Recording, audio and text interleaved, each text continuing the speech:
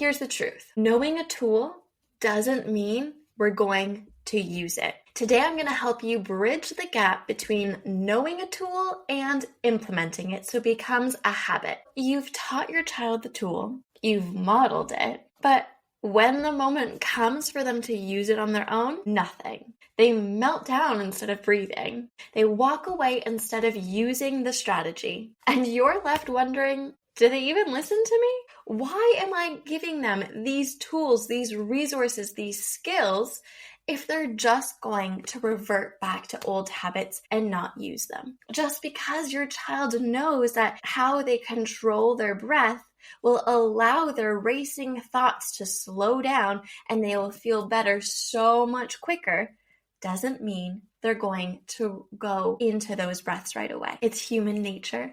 It's human nature for us to do the path of least resistance, which means until these tools that you've provided them become habits and routines, they will forever revert back to their old ways. Today, my goal is to bridge that gap. I'm going to teach you how to create habits and routines around the tools that you are desperate for your child to start implementing, whether it's to regulate their emotions or revise effectively. So grab your tea, grab your pencil and paper, because today is all about how to help your child go from knowing the strategies to actually owning the strategies. Let's dive in to episode 8 of the Mindful Toolbox.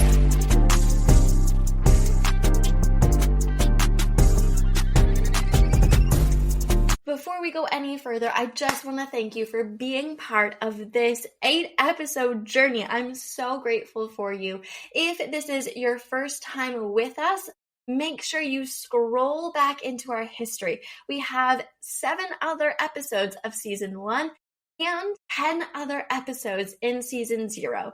And I explain in episode 1 why there's a season 0. So don't hesitate to scroll back. I'm sure we've covered some of the other topics that you are already interested in. But let's not move too quickly. You are here for one reason. That is because the title identified a problem that you are dealing with. And it likely has something to do with supporting your child in actually doing the things that you and I both know are good for them, and they're struggling with that. Let's dive in. Every time I open the toolbox, I always feel like it is the perfect time for the perfect pour. I'm so excited. Okay. Are you a tea? Are you a coffee person? A matcha person? Like I said, we're going to talk about one of my students. Her name is Zoe. Well, for the purpose of this video, her name is Zoe. When we started working together, I think it was 3 or 4 years ago, she was in year 8. And we met because she wasn't attaining mainstream school. So due to the mental health, her neurodivergence, the atmosphere of the school, she was actually accessing education through an alternative provision provider, us, which basically meant that we were able to provide her with full-time education, but in a neutral setting, in a one-to-one scenario, because one of her main needs was a clear separation between home and school, which makes a lot of sense, right? She just didn't want to have that same headspace of being in that academic world while she was in her safe place, which is at home. So when we first started I'm not going to lie, it was a little rocky. We had to build trust. She had been removed from an education system that didn't support her, and therefore there was a huge misunderstanding between what it meant to be educated and what it meant to feel very othered and ridiculed and judged for not being able to think in a same pattern that someone else wanted. And so there was lots of rebuilding of trust that needed to happen. But slowly, we were able to break down some of those barriers. So instead of being selectively mute, we started answering questions out loud. Instead of going into complete freeze mode whenever there was independent work that was introduced, we were able to slowly approach questions that may be a little bit outside of the comfort zone. And instead of calling in sick because she didn't want to attend lessons, her attendance grew to 91%, which if we compared it to what she was doing in the classroom, which I believe was less than 40%, that's a huge jump, which just goes to show that once we have the foundation of understanding emotions and regulating our emotions in a safe place to explore feeling like you're not good at something, that's when things start to build momentum.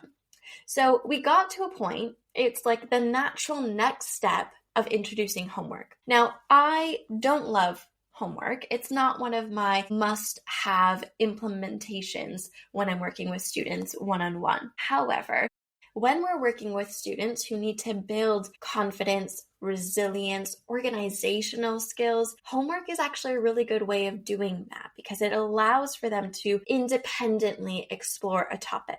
So myself and Zoe, we got to that point where homework made sense. Unfortunately, it unraveled so much of our progress, and I'll tell you why. And maybe this is exactly what your child does as well. And so we're going to unpack this a little bit later as to like why it happens and how we can support them to implement the tools that we've been talking about through the last 7 episodes. But what this child would do, what Zoe would do, she would get her homework, let's say on a Tuesday, and it wouldn't be due until the following Tuesday. Well, Zoe would wait until Sunday or Monday night before she would even look at her homework. And then she would look at it, and because she was already anxious because of the time crunch, the anxiety created more pressure when she looked at the content. And instead of being able to identify, oh, this looks familiar in a calm, cool, collected brain space, she would instead see something and immediately go into freeze mode. And that created such overwhelm and anxiety. And because it was a weekly occurrence, it became something that created a habit of worry. Has anyone heard of the Sunday scaries? This is essentially what happens with the Sunday scaries. She knew that something needed to be done. And so come Thursday, come Friday, when everyone else is celebrating and excited because it's the weekend, no, Zoe would start thinking and ruminating about the fact that she has homework, but because she has homework, she didn't want to look at it because then it would make her nervous, and she would push it off. Procrastinate. Does your child do this? This emotional dysregulation caused a huge dent in the confidence that we had been previously building. So what happened here? Like, let's unpick this a little bit because it's a topic that many of our families share. So here's what I noticed. 1, Zoe still believed that her success was tied to my presence.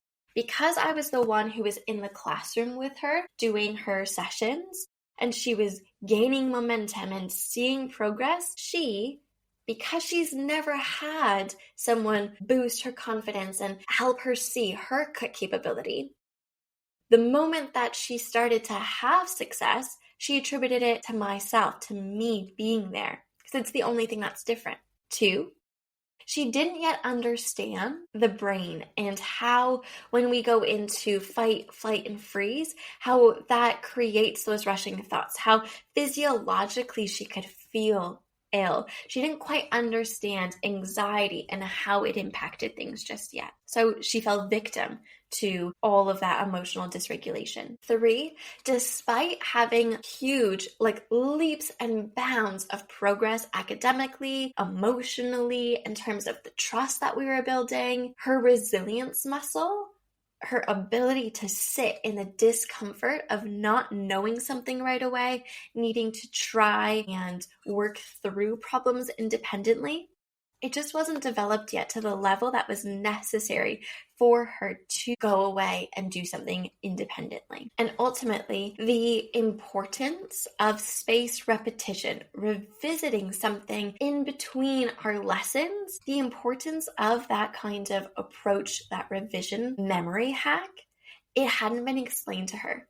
So why she was doing homework didn't really feel like it was a benefit Instead, it felt like a punishment, which meant that something that should have been a step in building independent confidence and growth actually became a trigger for shutdown. And the thing is that this isn't unique to Zoe. You may be here listening thinking, my goodness, my child does the same thing. They procrastinate as well. They ask for help. They want me to sit beside them when they do their homework, even when they know what to do. It's essentially a list of the same roadblocks that is stopping your child from completing an independent task, completing their homework, a project, from wanting to go to a tryout or to a club independently. I feel a little nasally today. So I'd love to know in the comment section, I would love to know, does this resonate with you? Is your child one of these individuals who really struggles with independent tasks, really struggles with being able to start something, being able to sit in the discomfort of not knowing the answer right away? Because if this is your child, then today's episode will be such a game changer. And I'm really excited to dig into the toolbox. But if it's not your child, I'm wondering if Jake's success actually makes more sense for you. Now, I've mentioned Jake on this podcast before. Jake is the student that would get really emotionally dysregulated in our math lessons, right? So we would approach something difficult and he would get so angry and upset. He would leave the room. He would cry. There would be so much resistance to doing something that felt a little bit uncertain or new to him. And this student and I, while I was teaching him, I realized, look, this child does not need more multiplication. He doesn't need more revision on skills. What he needs is a baseline understanding of the learning cycle, of knowing what it means to feel the frustration and not let it take control. And this may be more in alignment with what your child is feeling. If they have big emotions to doing things that feel new, then the wave theory might help them. When we started working together, Jake and he was, I believe, year 5, year 6. He's this funny and bright and confident child, except in math. Now, the moment something looked new or a little bit outside of his comfort zone, he'd shut down completely. And like I said, sometimes this meant pushing the worksheet away. Sometimes it meant that he would redirect and he would start becoming funny or wanting to tell me about a funny story. Whatever his techniques were, they were all just exactly that. They were techniques. They were procrastination. There were ways to push the effort down the line because the effort felt too uncomfortable. And the really beautiful thing, I think, is that as I saw Jake go through this volcanic eruption when things got really difficult, I started to notice that it was emotional dysregulation. It was the inability to calm himself down when things felt difficult.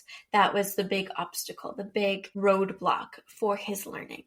And so together, we actually came up with this method, and we called it riding the wave. And it essentially explains that emotions are like waves. They rise, they peak, they crash, and then they float away. And yeah, they may keep coming back, but if we understand how to surf those waves, how to work with them so they don't overpower and, I don't even know how to say it, but sink our battleship, how we don't get pulled into that swirl of emotion. If we're able to stay on top of it, then we're able to find those moments of calm when those waves have passed and figure out how we're going to approach this new problem. Now, the beautiful thing is that because of how the wave theory was explained to Jake, he started to use it independently. Like I said with Zoe, she didn't have the understanding of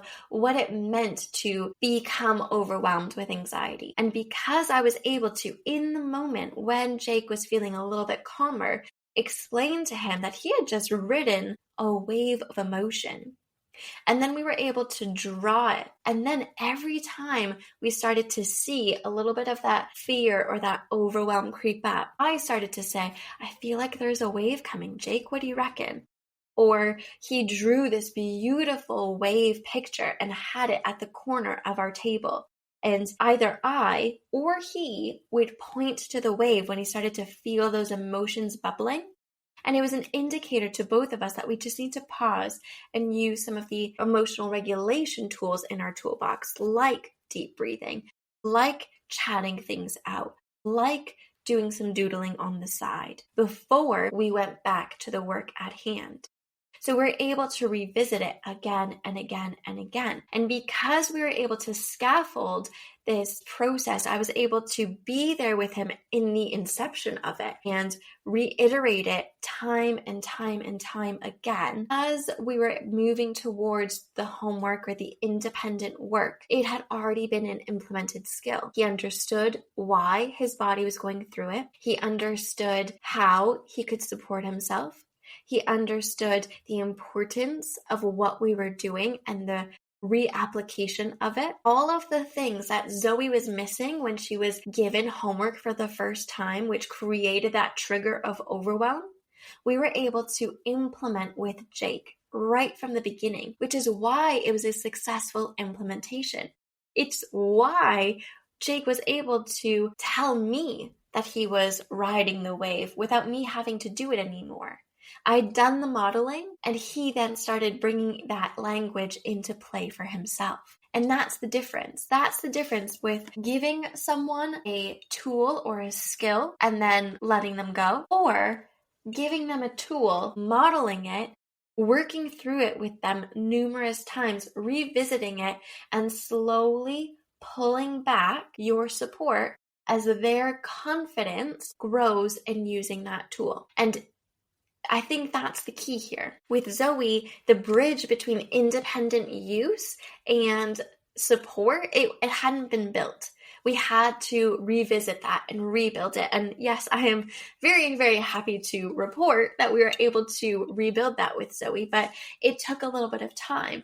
And the reason why I'm sharing something that is quite vulnerable as an educator, as a business owner, as the head tutor of 2 companies, is to share that we don't always get something right, but it doesn't mean that we can't get curious and then revisit it and fix it and find ways to actively support that student towards their successful journey. So if you're sitting there and you're thinking to yourself, oh my goodness, this is my family. Like, these are my students. These are my children. These are the things that we struggle with. We have homework battles. We've got big blowouts around doing things that they don't want to do. And I've just never really understood why. It's because the gap between the skill that you're giving them and where they are, it's too wide. That's why there's all of this turmoil. So a couple things to keep in mind, like a checklist for yourself. When we have behavior, remember, behavior is a clue. So when we have resistance to doing something, here are a couple of things I want you to consider. One is the gap between you being there and them doing it by themselves is too big. 2, they don't understand what's happening in their brain and their body. Now, what I mean by this is when they have these really big feelings or these really big waves, they don't understand that they're emotions. They don't understand how to regulate those emotions. So going back to helping them build that toolbox of emotional regulation is really important. Something else to consider is maybe they didn't have enough of a safe space to explore and practice and build resilience that is required for them to do what you've asked them to do. Or lastly, something for you to consider when there's a little bit of hesitation in a child accomplishing a task that you've already shown them how to do is that they don't see the point of the tool. So if I tell a child, okay, so whenever you get anxious, do 5 big deep breaths. Well, if they don't understand the point, if they don't see how breathing is the quickest way to reset the rest and relaxation system in their body, if they don't understand that, they're not going to take those breaths. So we need to teach it to them. But the good news is all of those things on your checklist, they're fixable. They're so fixable. So that's what I want to share with you. That is what we are opening up our toolbox for today. Make sure you have your pencil and your paper because this is where we're talking about 3 phases of building a habit into a routine, something that is going to stick. Phase 1 is the introductory phase. What you're going to do is co-name it. Give them a little bit of ownership, a little bit of buy-in from the beginning by being like, I've heard or I've seen this thing on Instagram, talk their language. And it says that if we're really anxious, we take 5 deep breaths. Is there a code word that you think we could come up with? Whether it's someone little that you're talking to and you're talking about like dragon breaths, or you want to do elephant breathing, like pick their favorite animal. Do something with them that makes it feel like their own. When you introduce it to them, after you've named it, I want you to practice it, but practice it in calm moments, never in a crisis moment. We need our guard dog, our amygdala, the one that barks when things get a little bit nerve-wracking. We want that guard dog to be calm before we teach it something new. Same thing with your dog at home, right? Before you're going to teach it how to sit pretty, you're going to make sure that they're in a calm state. You're not going to do it when they're wild and pulling on the lead. Phase number 2 of introducing a tool that you want to become a habit is to enforce it with encouragement. Instead of being berated for not breathing to calm themselves down, you just have to calm down. Instead of using those really unhelpful phrases that you and I also dislike, we need to instead cue the tool early, celebrate the attempts, not just the successes. Jake, I can see that you're a little bit frustrated. I did notice that you took 1 really big deep breath before you kept going. Do you feel like that was enough? Ask questions and anchor practice to routine. And phase number 3, evolve to independence. So fade your prompts slowly. Don't teach it to them in one day and the next day you just expect them to go and grab that blanket that is their clue to you that they are emotionally dysregulated. We talked about having a calming corner, and maybe there's a blanket that they snuggle with when they want you to go in and support them with regulation. If they're in a meltdown and they haven't grabbed that blanket, now's not the time to pull them up on it. Slowly start bringing it to them as a question. Would you like this or would you like that? And then little by little pull them away. A really good thing to do as well is after a moment happen, reflect with them. What helped? What didn't help? If you want your child to be able to independently do homework and yet they're always asking you to sit beside them when they do it, can they do 2 questions before you come and sit beside them? Then can they do 3, and then 4, then their whole homework before you check it over? I saw that you procrastinated homework completion this week again. What do you think helped you get it done? What do you think didn't help? What can we do together to help you for next week?